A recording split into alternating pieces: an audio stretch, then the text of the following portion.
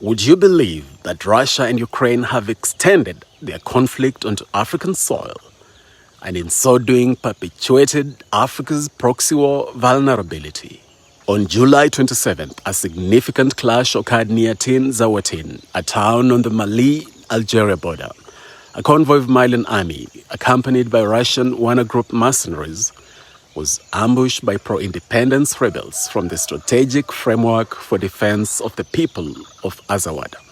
The outcome was devastating for Wagner, with reports suggesting that around 50 paramilitaries were killed and 2 captured.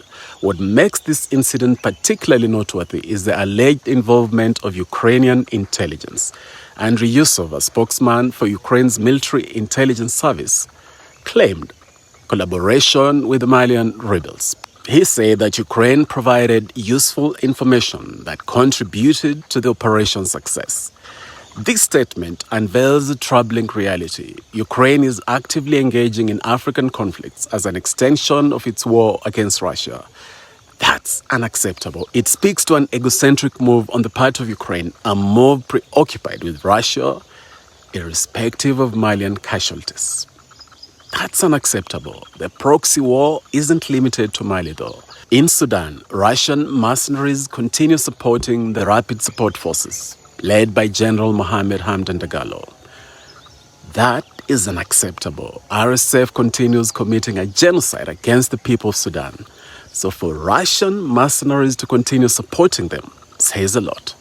Either the Russian government is powerless to stop these mercenaries from supporting RSF, condones their behavior, or supports them.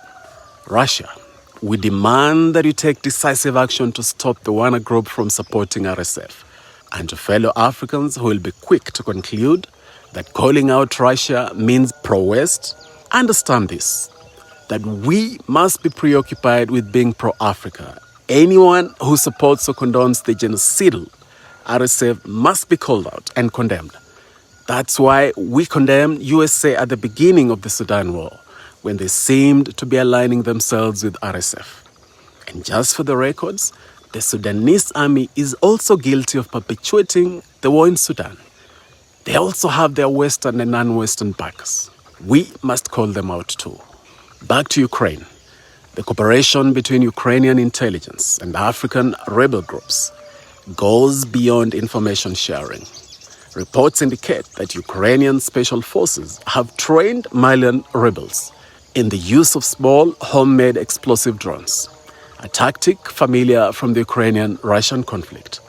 This transfer of technology and tactics introduces a new dangerous element to African conflicts. If innocent Malians die because of this, their blood will be on your hands, Ukraine.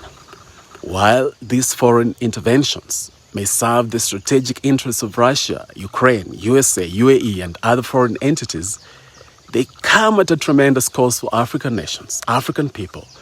Mali and Sudan are caught in the crossfire of a larger geopolitical struggle, with local populations bearing the brunt of increased violence and instability.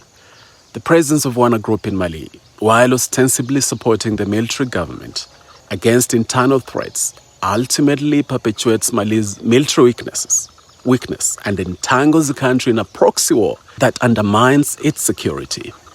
It's clear that outsourcing African security to foreign entities, whether to the Wagner Group, whether to alliances with Ukrainian intelligence or Western intelligence, is not a sustainable solution for Africa's security.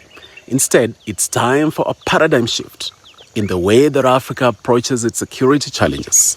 We must develop a well-equipped, modern African army capable of defending our interests from external aggression and internal strife. These Pan-African forces would serve as a bulwark against foreign interference and help break the cycle of proxy wars that have plagued the continent for too long. Key steps towards this goal include having systematic national and continental conversations on this matter, development of a unified African security doctrine, investment in military technology and training programs, developing and implementing a plan to actualize a Pan-African army and a Pan-African intelligence entity, The situations in Mali and Sudan serve as a stark reminder of the dangers of allowing foreign powers to dictate African security.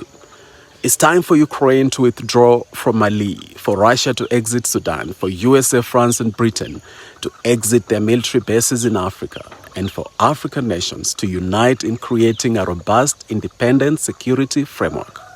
This is not just about ending current conflicts. It's about preventing future proxy wars and ensuring that Africa's destiny remains in African hands. The path forward may be challenging, but it's a necessary journey for the long-term stability and prosperity of the continent. African leaders, policymakers, and citizens, we must come together to make this vision a reality. It's time for Africa to reclaim its security narrative and build a united front against external manipulation.